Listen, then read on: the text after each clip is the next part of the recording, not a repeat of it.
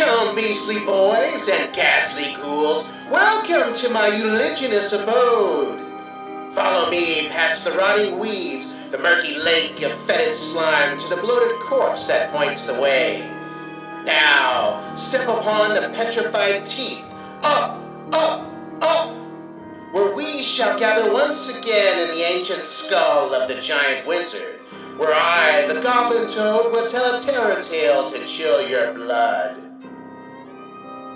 Tonight, a very old and very feeble sea captain meets 3 thieves who wish to rob him of his treasure, as H.P. Lovecraft pens it in his creepy chronicle, The Terrible Old Man.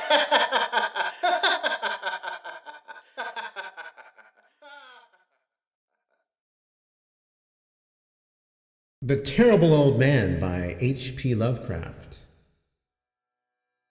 It was the design of Angelo Ricci and Joe Zanuck and Manuel Silva to call on the Terrible Old Man.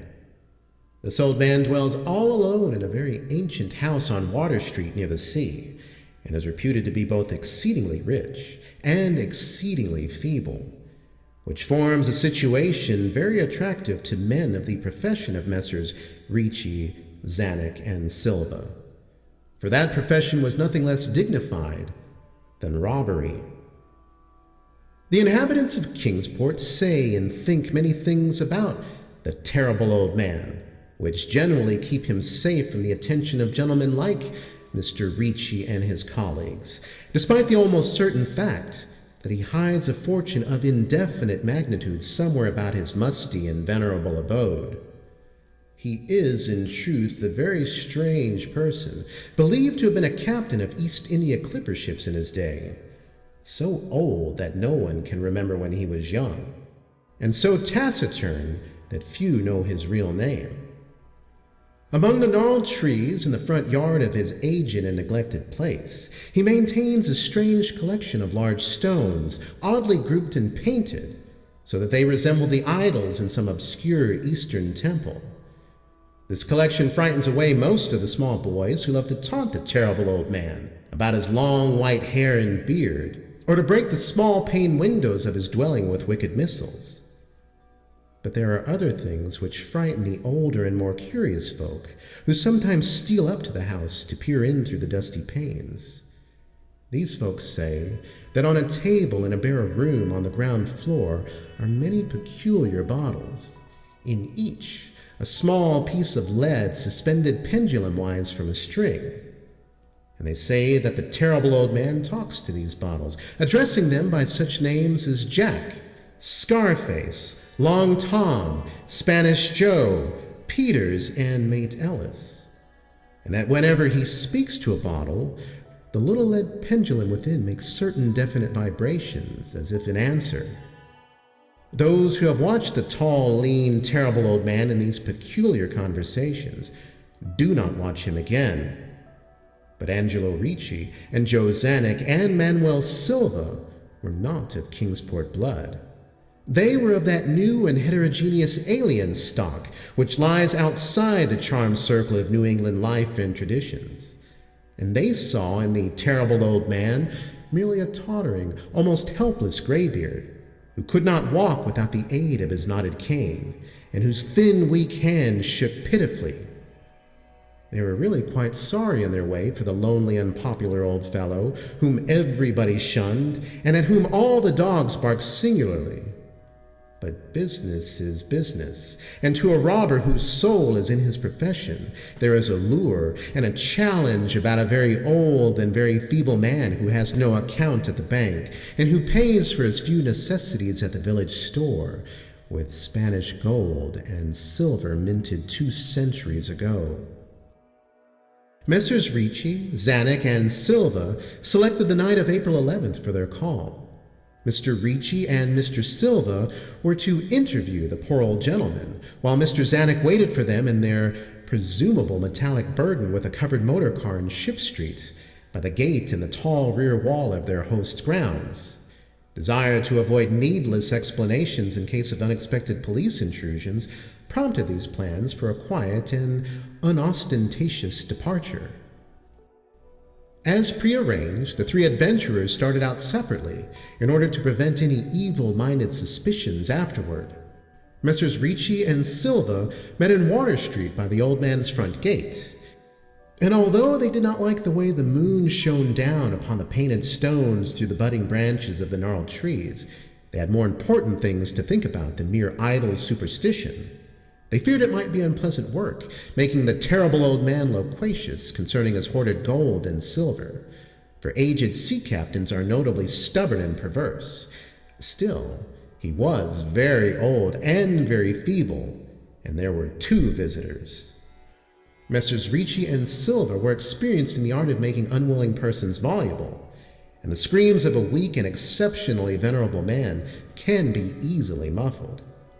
So they moved up to the one-lighted window and heard the terrible old man talking childishly to his bottles with pendulums. Then they donned masks and knocked politely at the weather-stained oaken door. Waiting seemed very long to Mr. Zanuck as he fidgeted restlessly in the covered motor car by the terrible old man's back gate in Ship Street. He was more than ordinarily tender-hearted, and he did not like the hideous screams he had heard in the ancient house just after the hour appointed for the deed. Had he not told his colleagues to be as gentle as possible with the pathetic old sea captain? Very nervously he watched that narrow oaken gate in the high and ivy-clad stone wall. Frequently he consulted his watch, and wondered at the delay. Had the old man died before revealing where his treasure was hidden? And had a thorough search become necessary? Mr. Zanuck did not like to wait so long in the dark in such a place. Then he sensed a soft tread or tapping on the walk inside the gate, heard a gentle fumbling at the rusty latch, and saw the narrow heavy door swing inward. And in the pallid glow of the single dim street lamp, he strained his eyes to see what his colleagues had brought out of that sinister house which loomed so close behind. But when he looked, he did not see what he had expected, for his colleagues were not there at all, but only the terrible old man leaning quietly on his knotted cane and smiling hideously. Mr. Zanuck had never before noticed the color of that man's eyes. Now he saw that they were yellow. Little things make considerable excitement in little towns, which is the reason that Kingsport people talked all that spring and summer about the three unidentifiable bodies horribly slashed as with many cutlasses, and horribly mangled as by the tread of many cruel boot heels which the tide washed in. And some people even spoke of things as trivial as the deserted motor car found in Ship Street, or certain especially inhuman cries, probably of a stray animal or migratory bird, heard in the night by wakeful citizens. But in this idle village gossip, the terrible old man took no interest at all. He was by nature reserved, and when one is aged and feeble, one's reserve is doubly strong. Besides, so ancient a sea captain must have witnessed scores of things much more stirring in the far-off days of his unremembered youth.